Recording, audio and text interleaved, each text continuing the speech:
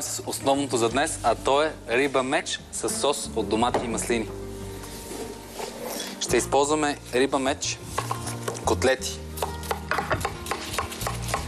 Много е важно преди да почнете да пържите рибата меч или всяка вид риба или месо, е хубаво то да бъде подсушено. По този начин няма да залепне на тигана. Рибата меч е, може би, една от най-използваните риби в сицилианската кухня. Безспорно. Най-обичаната и предпочитана риба. Кажи твоята история с малката бейби риба меч. Видях наистина една цяла голяма, огромна риба меч. Бяха я уловили рибарите сутринта и я взехме за ресторанта в Сицилия, където бях на стаж. И аз помислих, че това е един много изключително голям, едър екземпляр. А се оказа? Исках да се снимам до нея, за спомен. Се оказа, че е бебе риба меч, която наистина е много огромна и вкусна. Специфичното на рибата меч, тя е от семейството на, така да ги наречем, сините риби. Или това е скумрия, сардина и риба меч. Месото е мазано в същото време и сухо, когато се готви продължително време. Повкусявам с сол и черен пипер.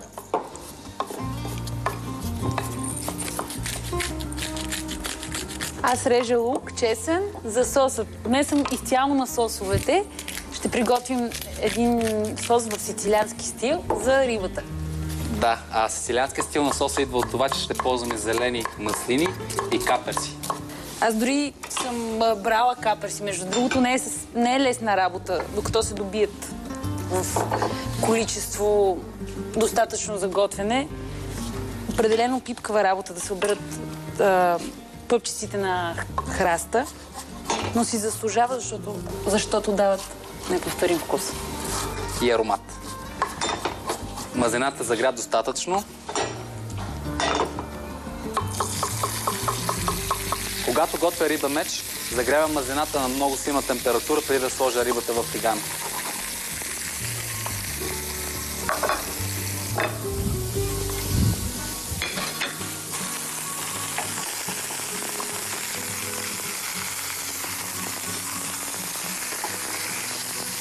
Рибата меч е много специфична за приготвяне. Както вече казах, тя има сухо месо, когато се готви по-продължително време.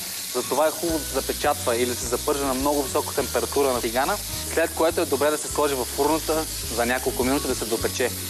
Но има един тънък момент да не е сурова или да е приготвена по-дълго време.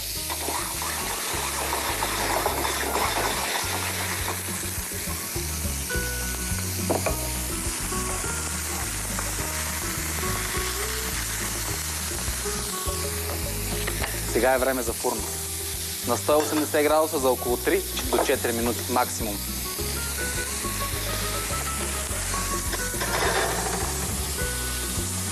Нямаме време, трябва да направим соса бързо, тъй като рибата е почти готова. Това е хубавото на този сос, че може да се готви паралелно, докато се пече или приготвя и рибата. Много малко зехтин, за да предаде специфичния вкус на Средиземноморие. А иначе няма да е и сицилианско без зехтин. Без зехтин, да.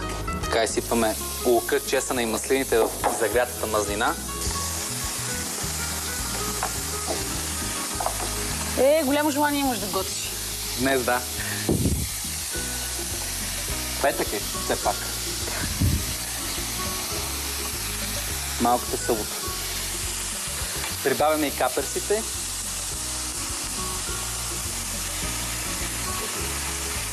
Хубаво запържаме лука и чесъна да омекне, тъй като когато прибавим доматите, те ще се забавят процеса на готвене, заради киселинността в тях.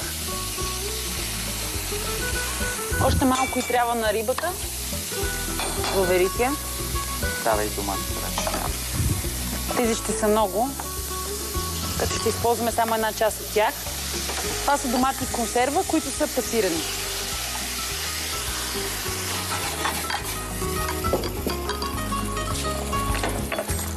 Сол не си добавяме. Не.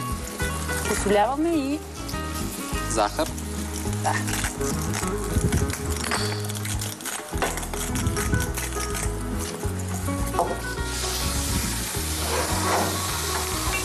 Рибата е готова.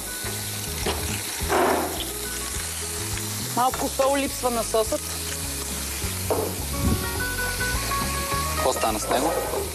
Почти готов е. Лора в момента реже босилек и магданос.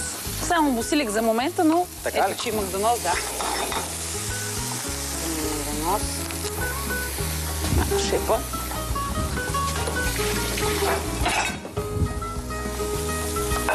Ще изкарам рибата в чиния, за да спре да се готви. Как хубаво замериса. На рибка в доматен сос. Просто и вчерашния ден, и днешния много ми допада. Морски дарове риба. Това значи, че трябва и друга седмица да посветим на средиземноморската кухня.